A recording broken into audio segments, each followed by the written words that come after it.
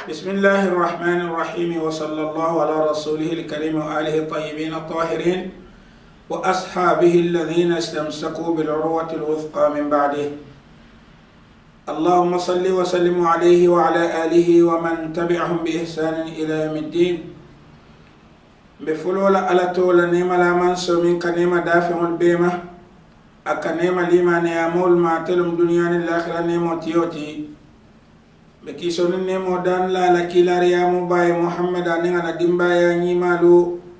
أنين مول من نمو على تيري نيمالتي إدن تجول بمبان دين ولا لبلو كونو أنين على تاكولا ألم بيدان ليس كيسون نيمو كيكيلا أنين أنو ملالو كتابو سنين على كيامالون badingolu albadi ma sidi ali janeni alna tamurun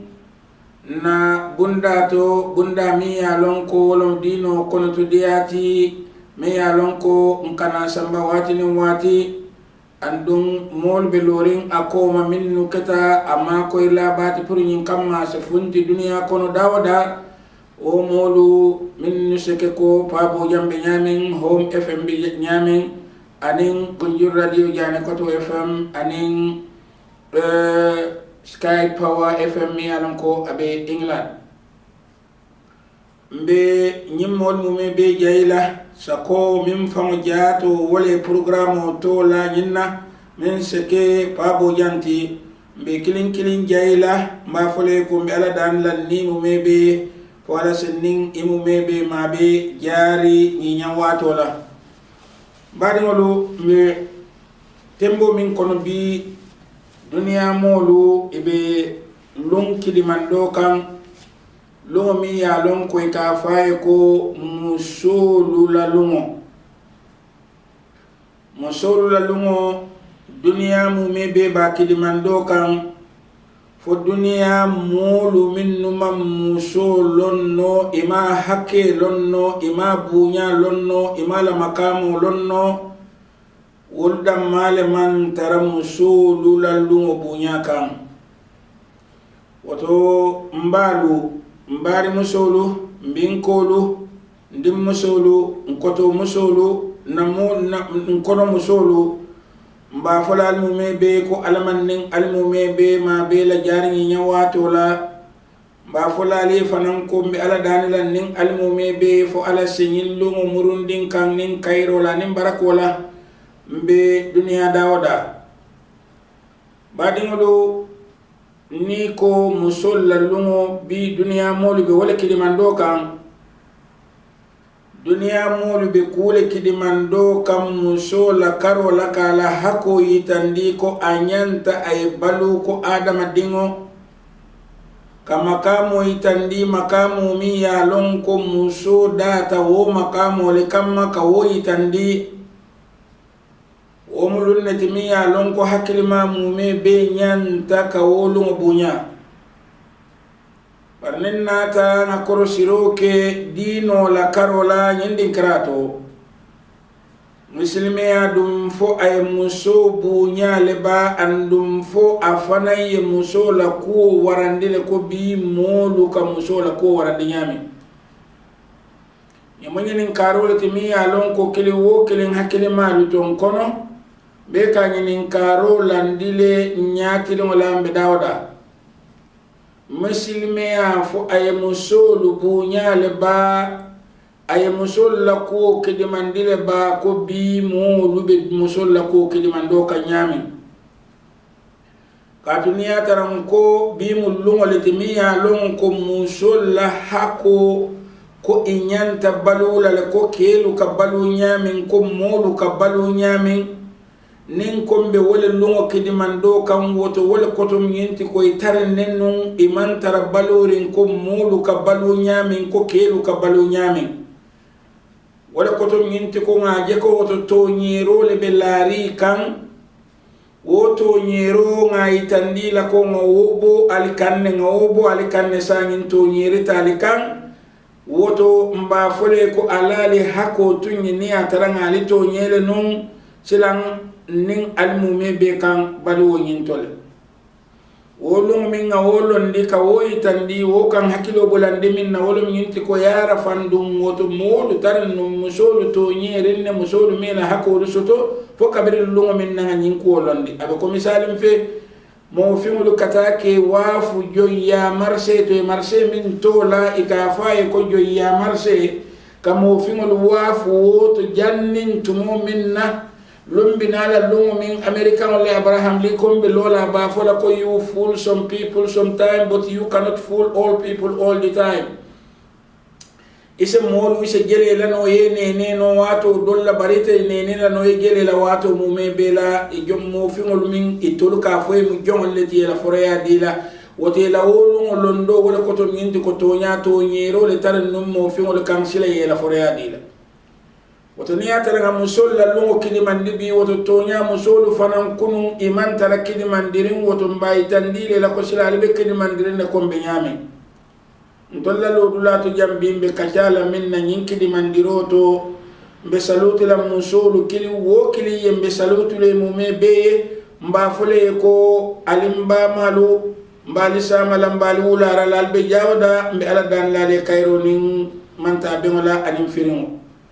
altolmi anon ko almum bari musolti wo ñaman binkol wo ñaman dim musol wo ñaman koto musol wo ñama akata ñawo ñama mbal mume be mba fulale ko ala baraka bake to ñero min latal kam ma ben ati fulanjan mbina kacala dinkira min na jam fo islamo dum ay muso anin ke kandile ba walla ay hako di musolal ba hako mi ya lonko amantara muso bulu jannim bi kasi islamu sanji wuli kilin sanji kemenani nyon hake dino lum dino miya lonko abe sabatirin andun ayala lo nya sabatindi dunia mol mume be ko am dino lati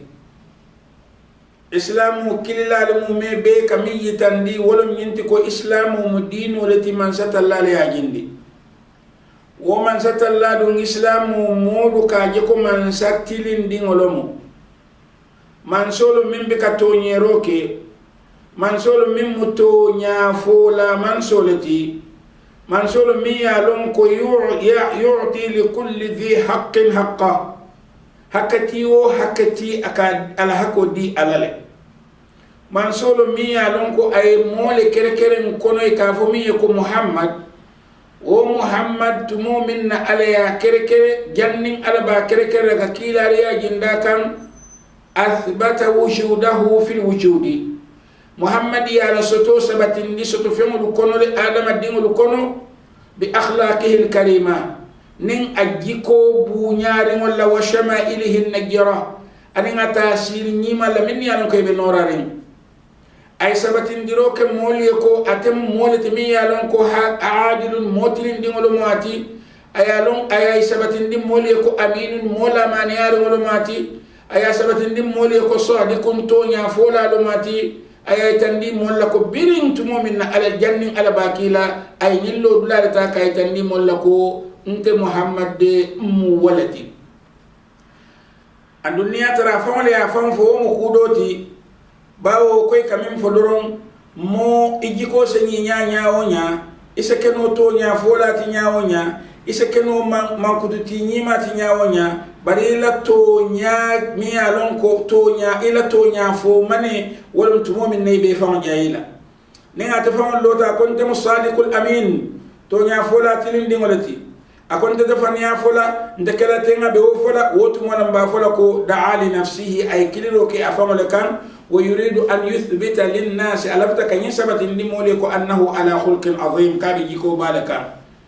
bal ate muhammad mawo ka innama akhlaquhu bar muhammad jiko wala ay tandi molla ko annahu sadiqun amin ko to nya fola tilinde wala mu atti abe wala kerekera nyinki la riya giya kan wodo to nya man so e to nya mo kerekere ay to nya dino diala ay to nya malaiko tarandi anin ate muhammad atin anin to nya mo tema woto amin diala wala to nya ti to nya dun nin asabatta fentinala to nya ko la nin amanke fili bante yalete woto sila ninga islamo nginin ka muso dun ya nya dile islamo sa foy ko jannin tabinala modu kan sakonna ta dinkira min folota dinkira min to ngatara wotu mola musolu baluwo kono imu kelu la jora moleti ngatara wotu mo kono musolu ibe balurin ke ya baluwo kono dunya mim ke dunya leti alam dhukuriyya baluwo dunya kono dunya mi yalan ko ke ya baluwo damale bije ibe ka fem warandi katambi kela musobe balurin wo balu sifale kono isa doya nin adiyate isa bunya nin adiyate na diyate yamsikunahu ala hawn isa muta ala hunin doya kan katwa doyari na diyate yadussunaha fi turab yamsikunaha ala hawn wa yadussunaha fi turab andu isa dundi banko kona wodin dimma ya sare banko kono muso kata jora mati molu bulu muso manke fenti fo mola marafemo momin ta matolum keti wayatinna islamu tumomin anata ay yimbalu sifari tarakerin muso la tusawi shay'an anim fe wo fenne biga kanyan fo beyan mulu anim mola marafemo molu se ke nyamin diate ke ko kala jora mo ke nyamin anila na fulul ke nyamin ise mutamuta nya sifa mu me bela janni islamu binala wala bekere musiya ay dambe tinyale wotu mola muso be ka kama chikano ka kuma chikano ko kere ke kuma chikanyami waya tin birin islamu nata lafita sabatin dila dunya mol mu me be ko molu kamin mira muso la karola wo mu miro let minning dar la mansola la nya fatata ila ala ko ke nya fatata islamu nata kaitanila ko janni muslimeya binala musolla lolula benyadile musolla makamu benyadile janni muslimeya binala bar islamu nata ayatara adol ning taranyale be molubulu wo ado doluto wolmal la fi ko kaaje ko musonin sa ko cika ning asake ko mo ka ko ka tembendi kebe han barka kana ko cika ko mo fa islamu nata ka wo bay kaytandila ko hani muso man tarawo nyama andum alama muso da wonya ayen kom kan hakilo kom folo kay tandina ka fonye ko hey ya ayyuhan nas hey altul adam dingo hey ya ayyuhan nas altul mul ittaqu rabbakum alsila almarila alladhi ba almariyulla khalaqakum min nafsin wahida me yalida kalibon ni kilimbala altul kelni musolu ngalida kalibon ni kilinne bala وخلق منها زوجها ونيو من غالي بوندي ابالا على نمو نيوما من على مسوتي غالي بوندي ادم على بالا ادم على مسو من حواتي غا بوندي حو ادم فون بالا بين اي ووك اكو وبث منهما رجالا كثيرا ونساء انا تكي جما اني مس جما بوندي ولو بالا وتو كيل نم مسولو على كا فنيكو علي بي بوتا ادم نين حوا بالا silam birin are bondi adama ni hawa bala balwo nyin nata kontine kana fombe bimin kono balwo nyin kono nin nata tarikho la karola dol bije minni alon ko ila wato la musolu keta kanti baluti e keta malalla baluti andu alqur'anu e wolu sabatindi hakil balu min bele wo sabatindi ay la man sakundal min be buliya sabatindi nyami alon ko bi abe koleyala ye nyon soto kelu fama jato kono woto nin alqur'anu e woyi tandina kay tandina nyinna kamako nkamin mira ko muso wonte fenti hani muso mu fennati balla taqillu muso fama jato man doya an rajuli keti mararo fama jato la karol alqur'anu e wola dinya la kulubato woto nin alqur'anu e wo sabatin dinye alqur'anu la giyo kola ay ado min tara mol bulu wo ada tiyolu wolu man sonyin na ko musolu nin kelu kan inate fasun kitabul safi ye fasun hadisul dada hadisul min ya lonko tonya ya nyama nimmi ya lama ika lonko nyinte kela kila nyima la kumoti kila nyima mi ya lonko musole ya wulu kila nyima mi ya lonko alqur'anu gita wala kam kila nyima mi ya lonko atul sadiqul amin to nya fola tilindi moti wo kuma kamali la ko kila lefo kom muso ناقصة الدين والعقل كو على دين وناستا أحكيلو فنان ناستا مولو كهاني لتونيا ككولا كيلا نيما كنكومي يانكو إيمان يانكا فو نيا ترى سراتي مثال في القرآن وين سبتين دين يكون مصوب كمال لين مويا كونكم مكتمل بكمال لين يامي وتو القرآن جيتا كيلا منك ووتنا أيافو موليكو مصوب ناقصة الدين والعقل على الدين والناس دلالة هكيلو فنا الناس نين القرآن مرونتا كم مي ألونكو كيلا كو على ليافاي القرآن ويمين سبتين دين مصول لكارولا حديثو دولو ناتا كولفاني ينديني تمو منا حديثو دولو ناتا كيلا ميفو دبري على كيلا كان كم مولا قوة تتمبلا نو مصولي يمين نمارا ونيو كمو جيبه أكمو واقع الحالك الحالو من فهم بكيرين كنباتو مولو نياكوتو بيرنون القرآن ومن سبتين دي أني نيابه من كم ببي من فهم جاتو كنو ويو كمو فانيان ديلي وتو نم فانيا كمو لموتي مومي يا سنبندي كيلا ولا فانيا سنبندي كيلا لا بركيلا تو كمو فان القرآن نينا جيبه مسدوي مراروكي wo musola mararo alqur'anu ya bunya aya itandi ay horomo min soto aninga ay hakilo min soto adoya tale ya soto bi mfe ke hakili mal fa jato kon wo musoni nga amurunta alqur'anu kan annabi allah sulaiman tumominna anin alakelekele funtita ibe janjan kan ibe ta kan kata sulaiman ale kuno dolu kayaye ay beyo dolu kayaye ay jino lu kayaye ay adama dingo lu kayaye ay soni andiro kaye ku jamala ala wo kuno min ay dolu kayaye kilimbige ka fay ko hod hod jokoti jogo tumo min na sulaimani jibero ka man kuno nyinja ko malo nyin kuno ndimo tata mun tole abitala minna man sarana nin anata nama hakilo turanin kuma koy man nan kamba yan kan katira wallan ba kanatela Sulaiman be je watin din doron kuno ngin nata Sulaimani angin ka kay ko mena be keri bata mun tole mine nun dimmeje ako Sulaimani ko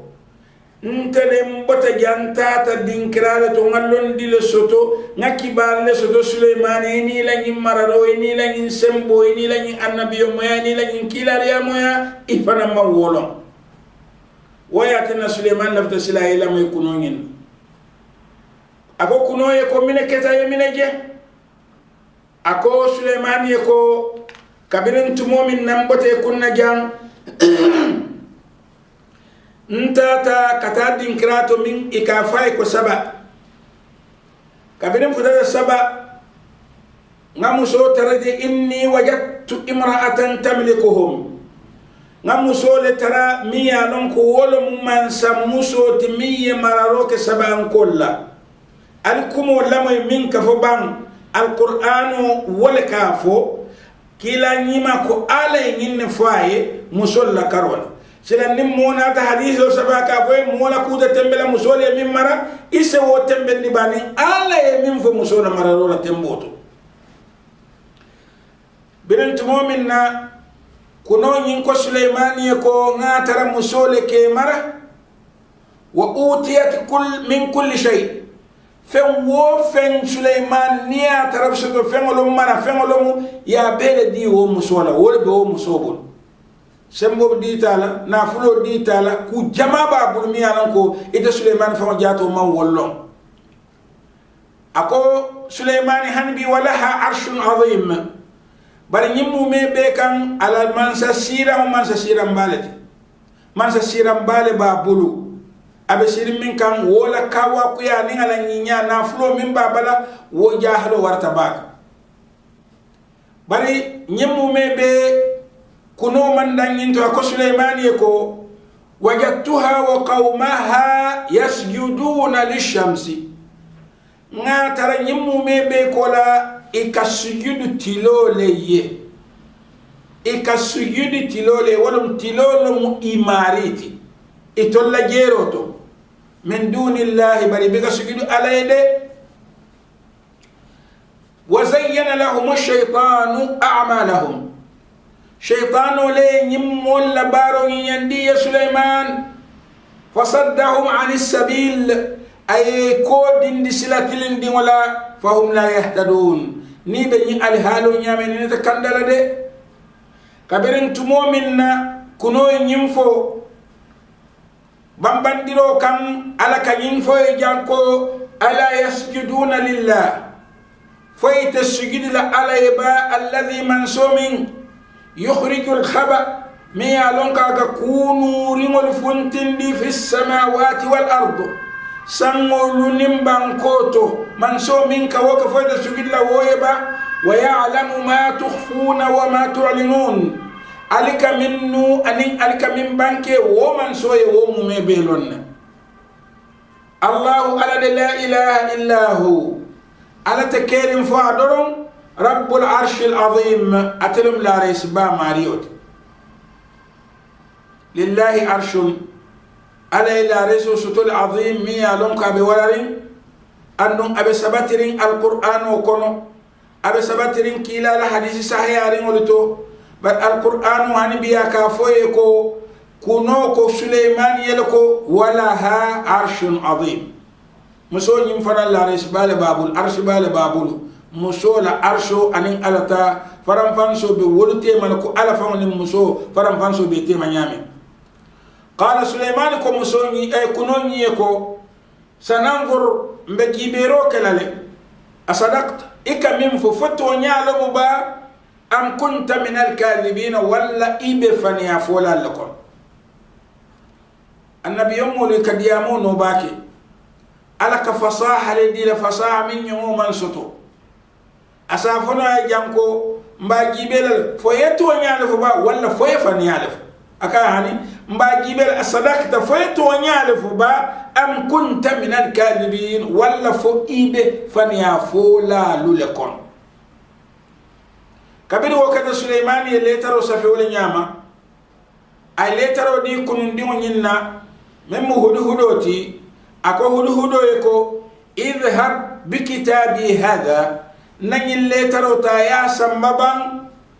falqihi ilayhim tayeta fay wo molu kamman sa muso e molu min numara thumma tawalla anhum wa qala jenke do mandi ya gibe fanzur madha yarji'un ya gibe ni letaro ya dile be kala nyaadile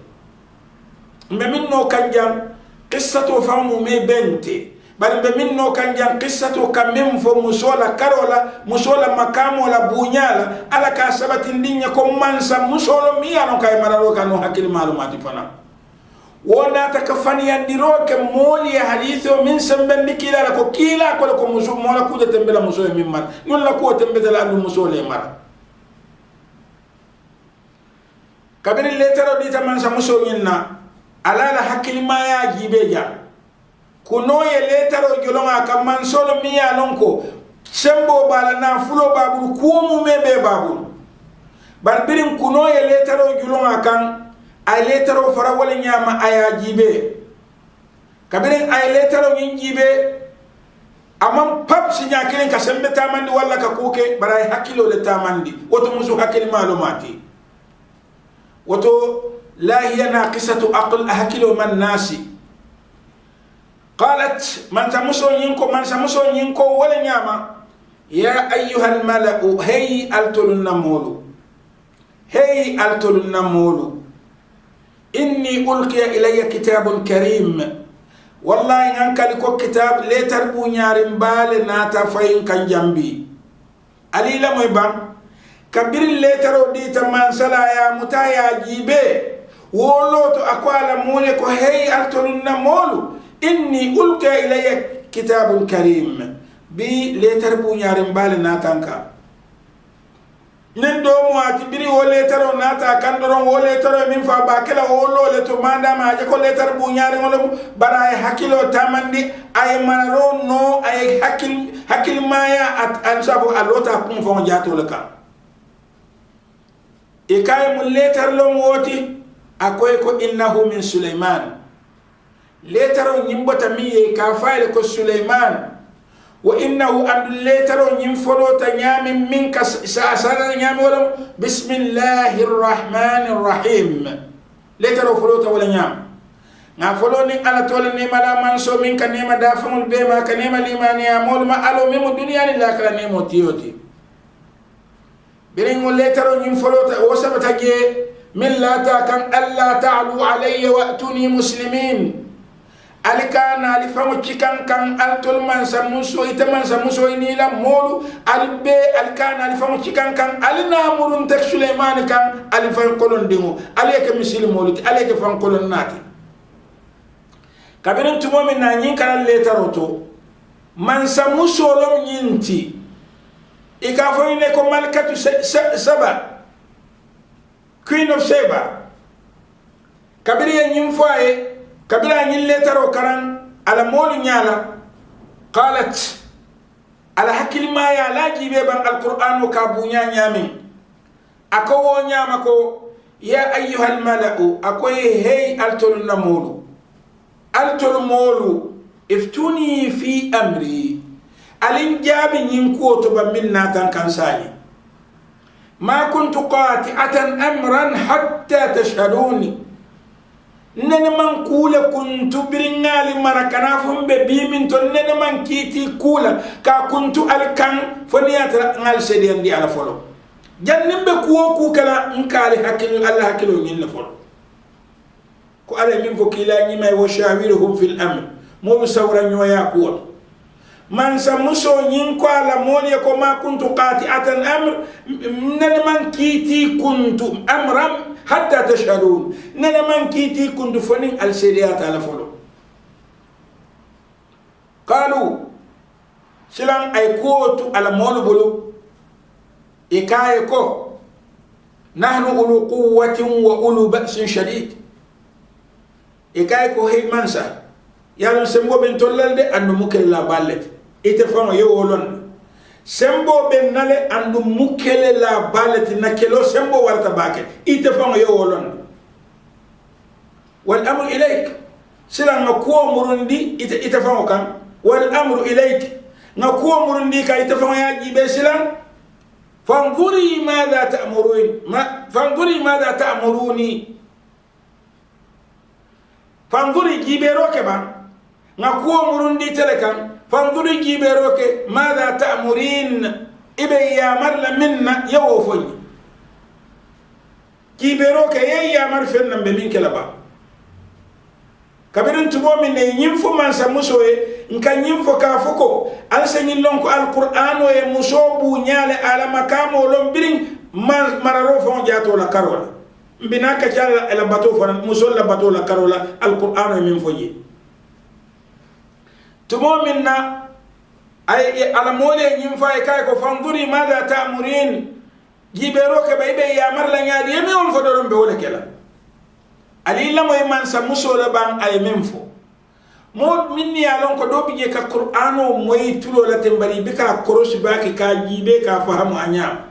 e ka mira man sa muso e nyin kumo min fum bina min fo kante ka mira ko abota ala famole ya ala famola kumo lo min tinam alqur'ano mo ala kumo di bar nyin kumo ala kadiya mo man sa muso na wala ja ali la moy qalat man sa muso nyin ko ala moliye ko ali ala miro la moy bani khibra min babul londo min babulu fahamro min babulu tamakkuno min bala mararo nyin kono ay mararo no nyamin qalat akoy ko nyimu letaroti min nata bo moya mammin long sembo min bala malon nin sa bendun sembela fero min bala malon nin sa ta ferela bari akoy ko innal muluka idha dakhalu qaryatan afsaduha ngani londe nimman sakelu man sonu ni dunta sate wo sate kone ka wo sate tinyale nyimu atella kumoti alqur'ano ka sabatindi man satalla ka diamu muso nyinna kanne wala kan nyindin karatu amanga ka fo nyin kumo tonya wala faniya alqur'ano ko sabatin hani min kata alqur'ano ko muso le nyimfo ako innal muluka ngan kali ko man solu إذا دخلوا قرية نيدون تساتي كون أفسدوها إكاتينيال تينيال ودمانتني وجعلوا أعزة أهلها ساتي سانتون كولو إكولك أذلة دو يامولتي وكذلك يفعلون من سولك ولك واتوا قرآن آية صحيحة ولمية لنكو كم وهنا دو من دمبك لا كم من ستلا ليا فو نين مسو نمولا مسو لي نين كمو فو ألا بوي تنديلا كلا نيمالا نيمانغا كافو كو ألا لك نيي تندي كافو من سول بيولي نيمهاني من سا مسو لي نين فو كلا نيما ألا بنين كمو تنديلا على أكاديا من سا مسو نمولا كلا نيما بركبلا نين فو أقال موليكو وإني مرسلة إليهم بهدية silam pulunga na nyim mola ko lo min Sulaiman ti mi letaro di nyin kunola nata dinna mbe min kala doron mbe hadiyo le kilay na fuli jama mbe wala kilay sano lu nilu lu nin wo sifal mbe kilay bawo nim man salomu mi ya lon ka be kiliro ke kam pour symbole la pour mararol la mbalon na nim tumo min na nawo hadiyo muta nsalon ko woto nyin na be na nyam be wolon nal molo mi ya ko sembo abe wala no kam walla na fulo abe wala no kam adu nin anato nyama ntela molo min be mbulu ulu quwwatin wa ba'sin shadid sembe tiyollo miti anu kella ballo miti fana akoy ko inni mursilatun ilayhim bi hadiyya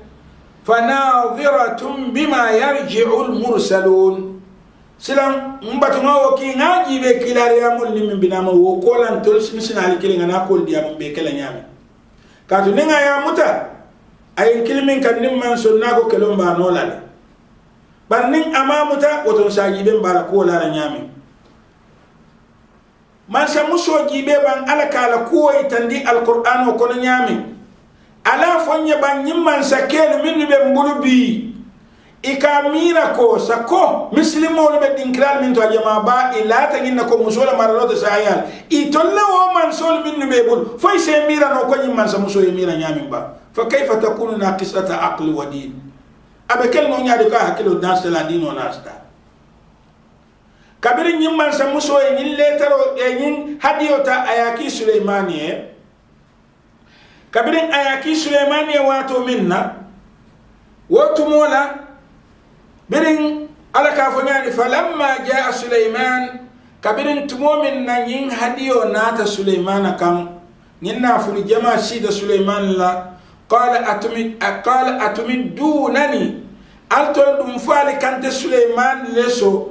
bimalin nafulo laba فما آتاني الله ننكل علي من دينتلا خير مما آتاكم ولا خير ما ياتا ولا سياتا بونياتا ورata فنتي أي من دي التولا نافلو فما جاتو لا كارولا وكولان تم النبي يوم المكيلار يا مولتي من سكيلت بل أنتم بهديتكم تفرحون التولني هديو كان الكلب كونتانير ولا أكو هديتي وليكو ارجع إليهم alni hadiyo be murun alni min na fulo ala be murundi falanatiyannahum bi junudin la qibala lahum biha nan kali kon nin kele kelbinale kan sembete yew isemni sawalno wala nukhrijannahum minha adillatan wa hum saghirun mbe bondi la wasul ko ne doya moma ejeklateri imon dimad kabiri nyin kata wato minna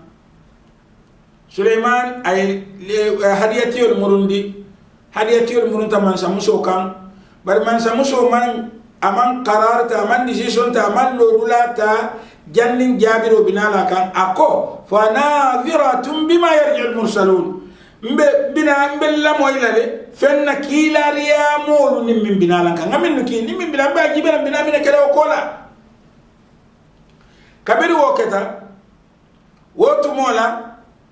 Sulaiman na tanginin karo kala monu kono kafoye ko ya ayyuhal mala'u altul mulu ayyukum yatini bi arshiha jamal sinala man salala musambanu nijang qabla an yatuni muslimin janni fanqul ma binalanka butun ko ka tangin nyama ko ino seba malkat saba anata wala nyama aninga la kelekelu aninga la man sakunda aninga la ko mumebe kana ka sujudu man satallaye mi yalon ko wole Suleiman ki anata ka ke misilmot wato alquran wa muso la mararo la karola ayay tandi ko asekeno la nda ketan fanan andum abete ada timmata katambi ke dol la mararo fon jato atambita bi ke la mararo la misilme ke dol la mararo la atambita misilme manso dol la mararo la misilme manso minni yalon ko kamol balay kay kana sujudu alay nyin ka sujudu tilole ay boto wotilo sujudu ana sujudu alay wato alqur'ano man musola mararo ke faniyati amake kufa kutinyarinti bal ayake kusa hayari molati nyimmo non musolle min tambita adum bi nyaabe yele nyaabe min kam musolla mararo be sabatirin abe tenkondin nyaaba la bi duniya ka banko dolmi banko balo musolle mara woto ila fo ko musol mola banko te tenkunna dula tenkunna mi yanon ko musolle mara kumo lo mi milla kila kan kila ma bakati yum musolle mara ro ke dame abe tenkundi na kila do defani afolo woto ya la kan bar mulka fani ala ala fan kan sabu kila nyima sallallahu alaihi wa alihi woto mararo la karola alqur'anu ya sabatin dinyo ko muso asakeno marallati muso ye mararo kele muso mo hakili malati muso e hakili tamando kel nyimman dan alqur'ano e kiliro ke muso la lorla kay tandinna jannin mba fala ko bi mol la fahamro wala warata ka tambi alqur'ano la fahamro la han foye lumo di mi ka fay ko international women day musolla til bunyal til lumo bunyal lumo tilo ka wambandi kunyi malum anyanta ka kelefana dum bebe salli fe wokam wala mum beba ko bunyando kan ife bar alqur'ano woye sabatindiro ko kulal adoli min bay min saytandi ko muso wo hakilo le doyata ate mararo kelano alquran ko hani muso hakilo waratale anda samana ro kenole ko ngani nyamin ko ino seba ala yala ko itandi nyamin be continue na ning ala ndema na nyim programme ko te mingina musolu ikono musolu min yalon ko imu ala batula baluti janning alquran fon jato be gila ani alquran gida tumominna be ala dan na fo ala se ñilluŋo keñe lombu ñaarintin ka ñoo hakkilo bulandala na baluwo mu mebe kono mba fana mbaari musol ni mbaari musol ni mbinkol ni mbaali ye anin mama musol mba fole mu mebe ko allah